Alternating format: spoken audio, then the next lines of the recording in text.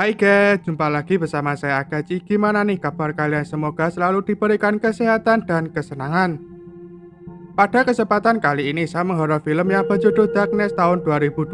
Durasi asli film ini 1 jam 42 menit 18 detik. Berkisah tentang seorang gadis remaja bersama keluarganya pindah ke rumah pedesaan terpencil. Mereka tidak mengetahui kediaman baru memiliki masa lalu yang mengerikan. Udah sampai di situ aja. Gimana, penasaran kan? Langsung saja ke alur filmnya.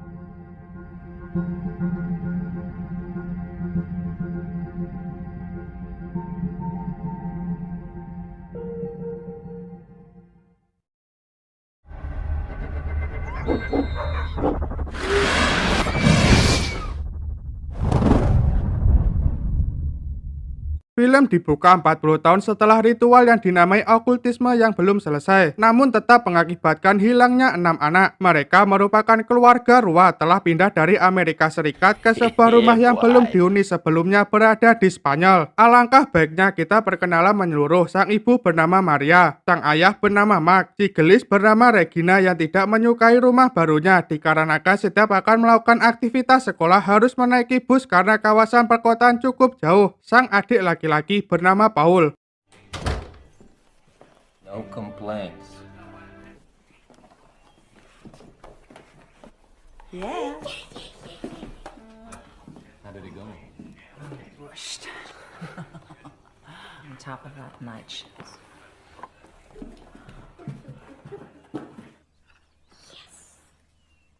Di waktu sore, keluarga Mark mengadakan pesta kecil-kecilan dengan dihadiri kawan-kawan tempat beliau bekerja. Rupanya sang ayah bernama Albert Rua juga ikut berpartisipasi. Beliau jugalah yang mengusulkan tempat tinggal keluarga anaknya. So I got 1 month before semester starts.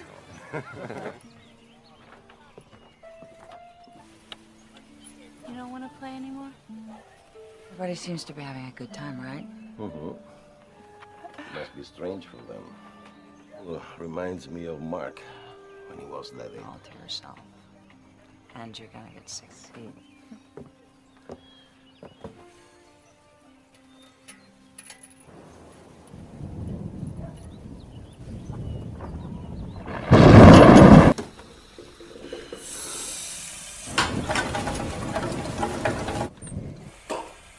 That's it.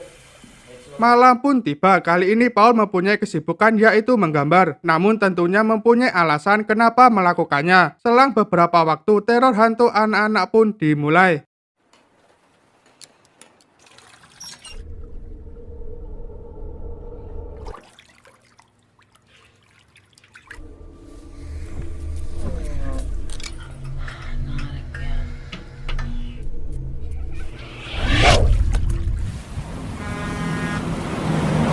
Bertepat di pinggir jalan dengan berpakaian full perang melawan hujan, seseorang melihat ke arah kediaman keluarga Mark. Siapakah beliau belum dijelaskan. Esokan hari di hari Selasa, Mark bersama Paul lagi-lagi terjebak kemacetan. Stasiun radio lokal memberitahu, gerhana yang terjadi 40 tahun sekali akan datang 5 hari lagi. Di saat Mark berusaha mencarikan suasana anaknya, sialnya penyakit yang dialami Mark bernama Huntington Syndrome yang ia dapatkan sebelum Paul lahir kembali kambuh.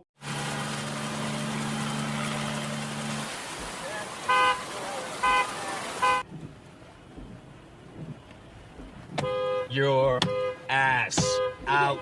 Your ass out. Your ass out.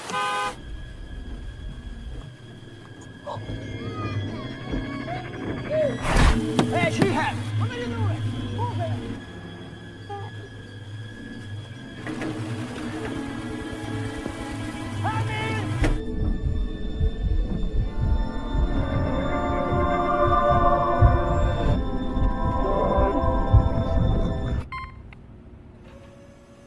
Jin dibawa ke tempat Rua bekerja, berkata akan memberikan obat haloparidol, berpesan jika kambuh tidak ada alasan lain selain harus melubangi tenggorokannya, hanya untuk berjaga-jaga jika situasi memburuk terjadi. Everything will be fine. Trust me.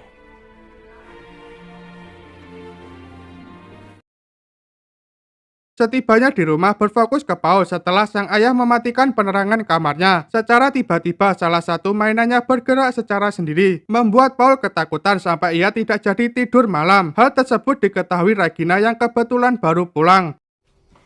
What are you doing up? Dad said I couldn't leave the light on. I'll lie down with you until you fall asleep. Promise? It's different here. The dark. Okay.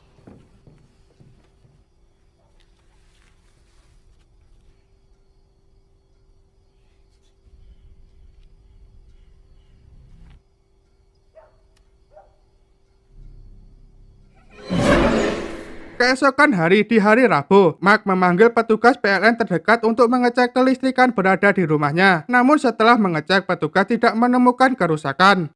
Definitely something wrong. Maybe you should check again. And last night, these are kind of weird drawings. Because they're all children. They're different.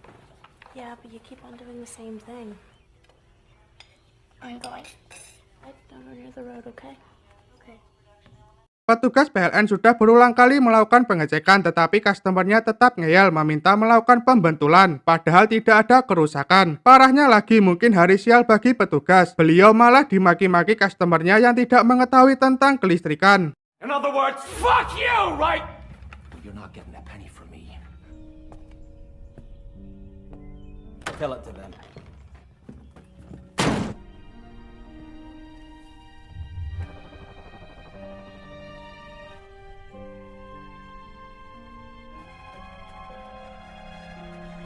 Malam pun tiba. Setelah sang ibu tiba, Regina memberitahu bahwa sang ayah tadi pagi memarahi tukang listrik dan memperlihatkan gambar-gambaran yang dibuat oleh Paul tanpa aneh, beranggapan seperti tidak normal. Tetapi respon sang ibu mungkin karena kecapean menganggap semuanya masih wajar. He's just... I can't imagine how busy it's been today. Pushed. We're seeing the ones tonight.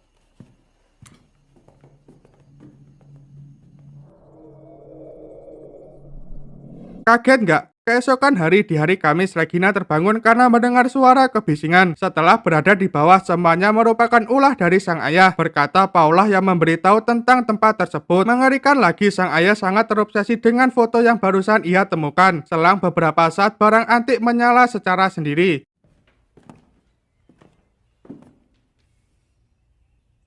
Don't touch it. Hey. Fuck. It works.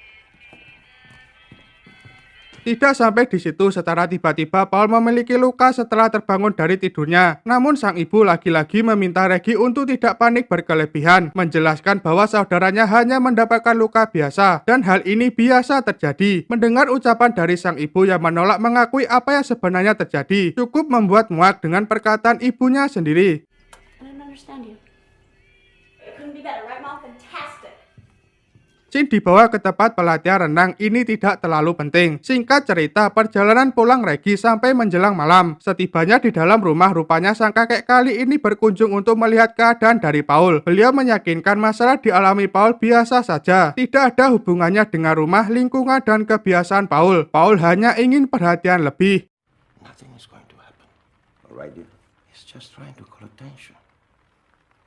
He's worse. What you all went through, and I know it wasn't easy.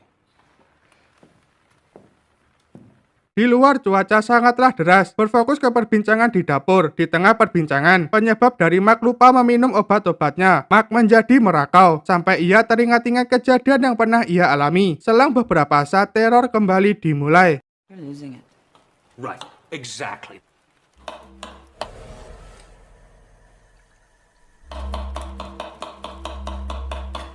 Please, calm down.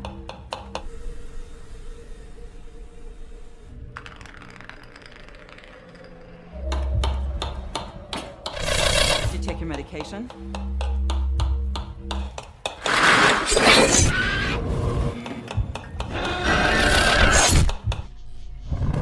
Mark?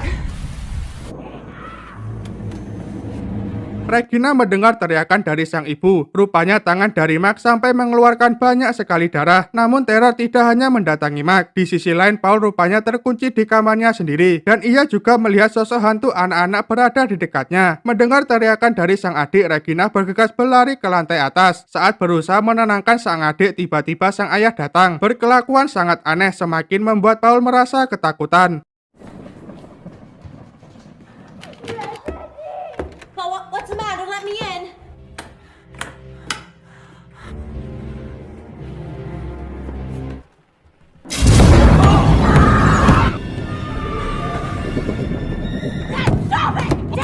Up on this door, right now!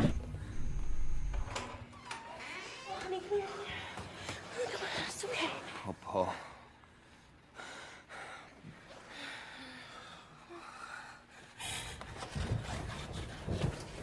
Saat tidur bersama sang adik dan melihat jejak kaki berada di langit-langit, Reggie akhirnya menyadari bahwa semua hal yang terjadi pasti ada hubungannya dengan rumah mereka yang listriknya padam setiap saat. Lantas, ia memutuskan untuk meminta bantuan kepada Kel, mencari asal-usul kediamannya.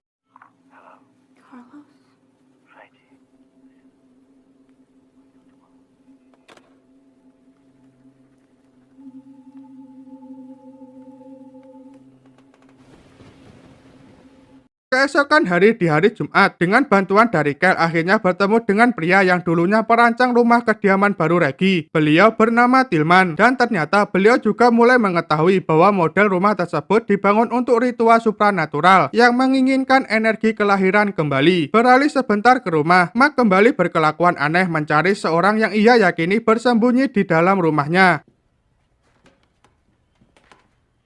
What are you planning to do? I'm gonna find it.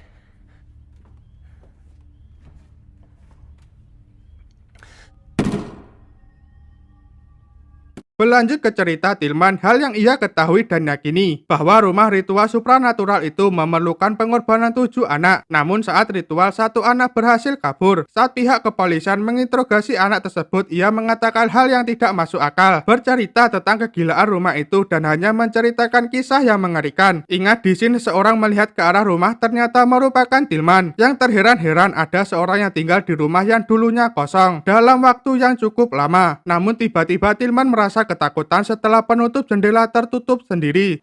It's always been empty. And that the family is living there with a king. That's all I know. Brother out of the house. Why? My phone number.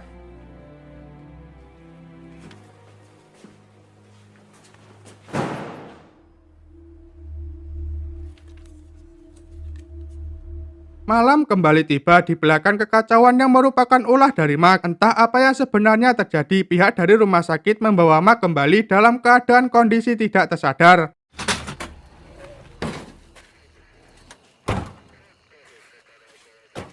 Mom. Let's go. No. No, you're not driving. Just go.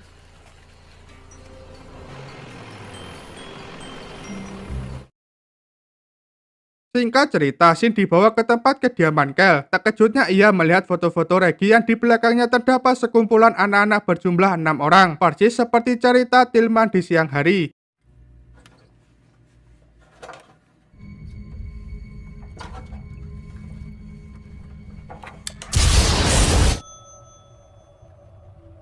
Sedangkan Reggie yang terbangun karena mendengar suara telepon rumahnya yang berbunyi. Namun setelah mengangkatnya, terkejutnya ia suara si penelpon merupakan sosok anak-anak yang sedang menerornya.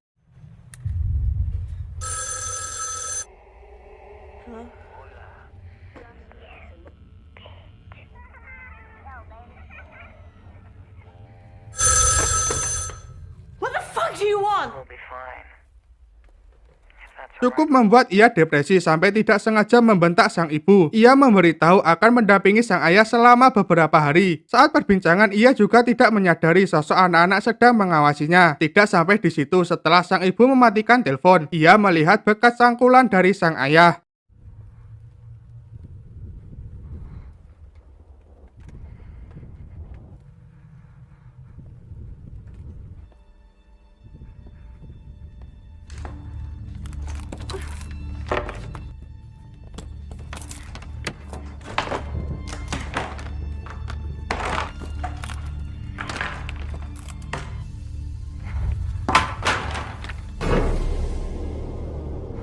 Lambang apakah itu masih belum dijelaskan sesaat ia mendengar suara barang terjatuh. Sesampainya di tempat suara, ketakutan Regi semakin menjadi. Bahwa yang awalnya berjumlah 3 orang kali ini tinggal 2 orang saja. Saya rasa hantunya adalah perempuan karena lebat dan tidak ada ulat.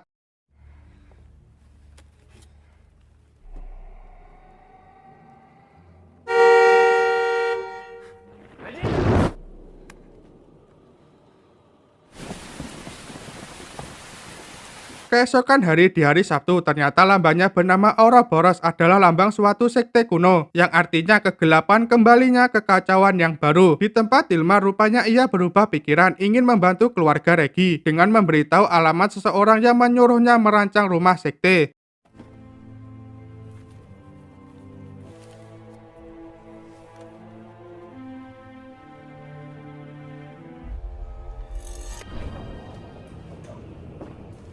Kel berserta Regi kali ini mencari informasi dengan mendatangi perpustakaan kota, dan untungnya ada buku berisikan tentang sekte tersebut. Semoga nggak dolar kuning. Intinya di dalam buku tersebut persis seperti ucapan dari Tilman, hanya ada tambahan sedikit seperti ritual tersebut dilakukan pada saat gerhana, dan kebetulan gerhana tepat pada malam ini. Hal yang ditakutkan Regi, korban selanjutnya merupakan adiknya yaitu Paul.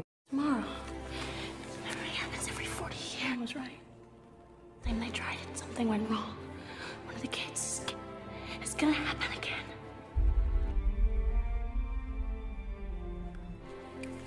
With Paul. Setibanya di rumah sakit, sudah banyak penjelasan, namun si ibu lagi-lagi menganggap semua penjelasan dari Regi hanya bualan agar bisa pindah lagi ke kawasan perkotaan. Lantas Regi langsung mendatangi kediaman sang kakek. The eclipse is tomorrow. Just don't go back to that house, please.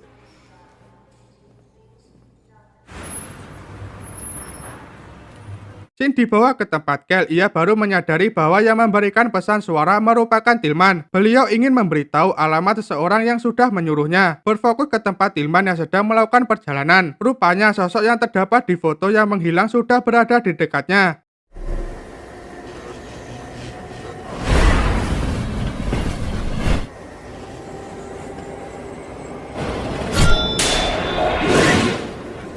Tilman sudah mengetahui konsekuensi jika membocorkan rahasia tentang rumah sekte. Walaupun beliau berjalan tergesa-gesa, tetapi hal yang belum kalian ketahui sebenarnya, sosok di foto sebelum terjun di dunia kesesatan pernah bekerja menjadi teknisi listrik, makanya bisa mensabotase lampu sekitarnya.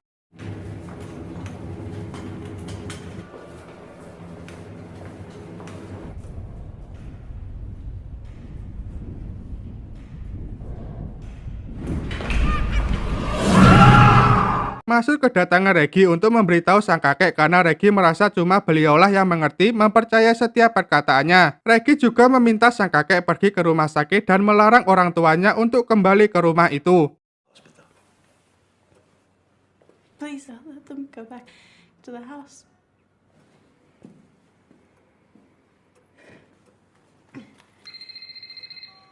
Sesaat Kel mengabari bahwa ia baru saja diberikan alamat oleh Tilman. Sekarang sedang melakukan perjalanan menuju ke sana. Terkejutnya Regi, alamat tersebut merupakan kediaman sang kakek. But I'm here. Ready. Number 17.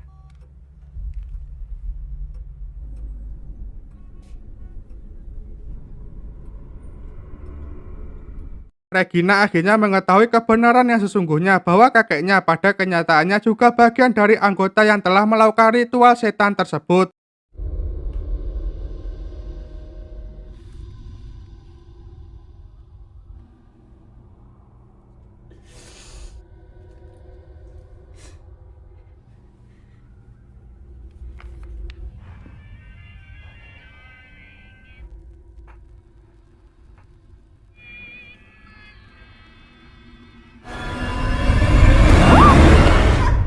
Kakeknya menjelaskan bahwa dalam ritual 40 tahun yang lalu sebenarnya ada 7 anak. Anak ketujuh tak lain adalah ayah Regina, yaitu Max. Salah satu syarat ritual yang lain masing-masing dikorbankan harus dilakukan oleh tangan yang mereka cintai. Namun di menit-menit terakhir ia tidaklah mencintai Max, lantas menunggu waktu 40 tahun untuk memboyong Max beserta keluarganya ke rumah tersebut dengan tujuan menyelesaikan ritual saat gerhana. Dan inilah alasan kenapa Paul menggambar anak-anak versi dirinya sendiri.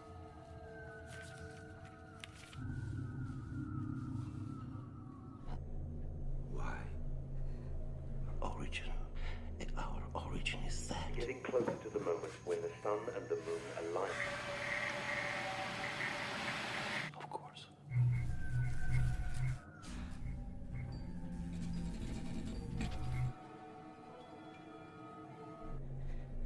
Do you know what the ancients liar?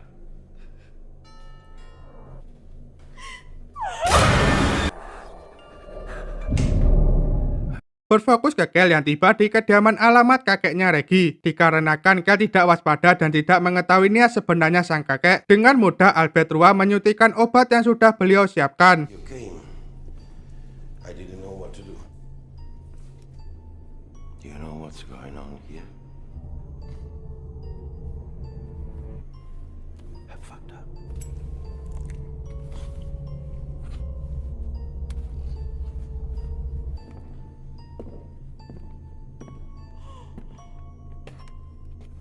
Sedangkan di rumah sekte karena ulah dari sosok yang menepati rumah, sampai membuat Paul mendapatkan luka lebam di area wajahnya. Di saat bersamaan sang ayah kembali merakau, mencoba menyerang istri dan anaknya. Tidak sampai di situ, selang beberapa saat, mental dari sang ayah semakin parah. Karena teringat-ingat kejadian masa lalu, beliau pun meminum obatnya sekaligus.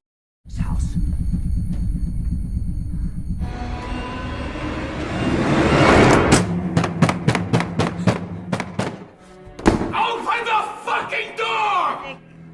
You're not taking your medicine. That's This fucking door! Mark! The war's dead.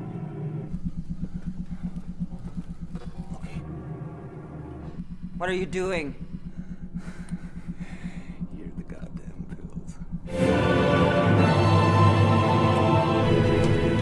What's going on?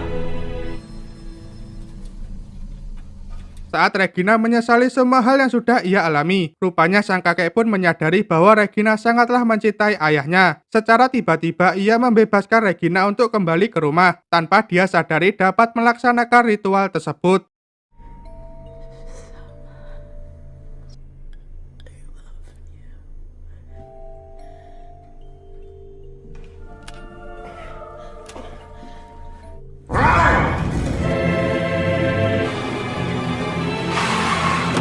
It's your turn.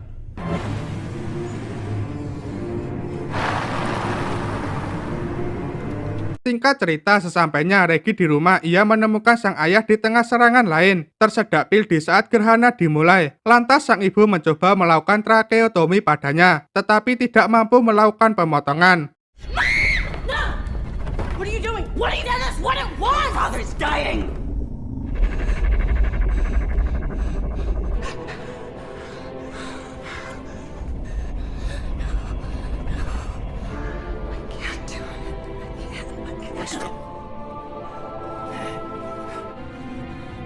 A clean cut, just under the eye.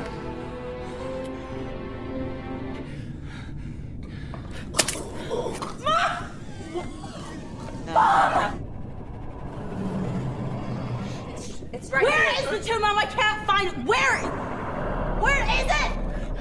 Mom! Mom! It's dead. Saat dilanda kepanikan, Regina malah melakukannya, menyebabkan sang ayah kehabisan darah dan berakhir tewas, karena kekuatan supranatural telah menyembunyikan tabung pena yang diperlukan untuk menyelesaikan prosedurnya. Karena Regina benar-benar mencintai sang ayah, ritual akhirnya selesai. Regina bergegas mencari senter, setelah itu mencari keberadaan Paul yang berada di lantai atas. Diperlihatkan setiap dinding dipenuhi cairan merah.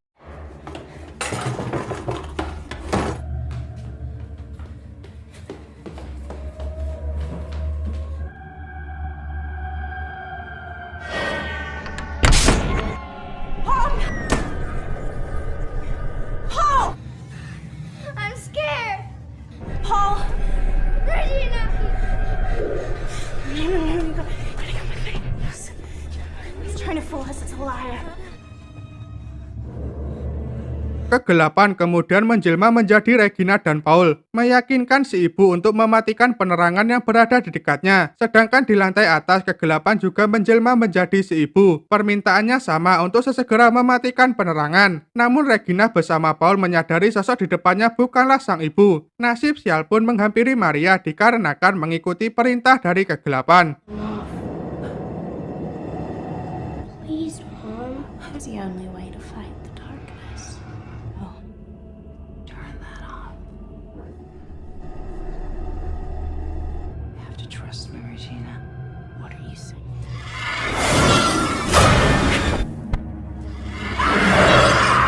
She's not here. No, look, no. Mom!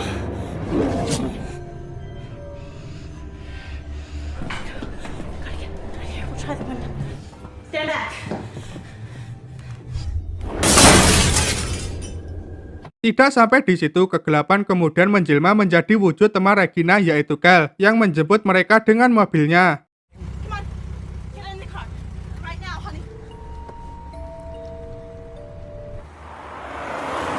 Tak lama kemudian setelah mereka pergi, Kel yang asli pun tiba di rumah dan dipanggil masuk oleh kegelapan yang menirukan suara dari Regina.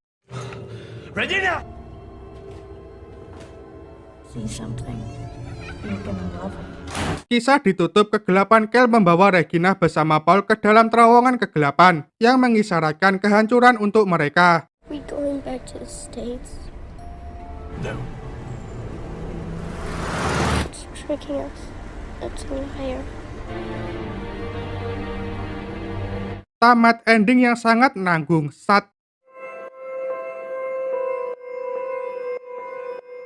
Gimana, seru kan? Seru lah. Diawali pindahan rumah yang rupanya pindahan tersebut sudah direncanakan selama 40 tahun oleh sang kakek yang memiliki otak sengklek. Ya, namanya juga aliran sesat. Pesan-pesan yang bisa kita ambil dari sini, hiduplah sewajarnya manusia yang memiliki hati nurani. Udah ya guys, sebelumnya saya mengucapkan terima kasih jika sudah menonton, apalagi like. Saya undur diri, sampai jumpa di video selanjutnya. Hantu berbulu lebat.